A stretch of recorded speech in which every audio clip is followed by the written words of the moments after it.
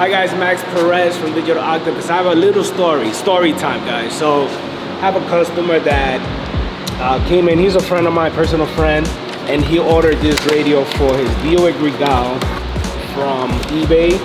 And after we did the entire video, we're gonna put everything in. At the last minute, radio doesn't fit. Bruh. So this is the importance of buying locally.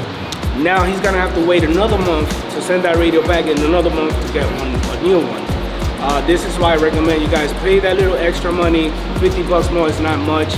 If he would have bought it right off the stores in the US or whatever, this process will probably take about a week or 2 to 3 days, so they could send the unit back and we could get them a new one. So keep an eye out for that. Just buy locally.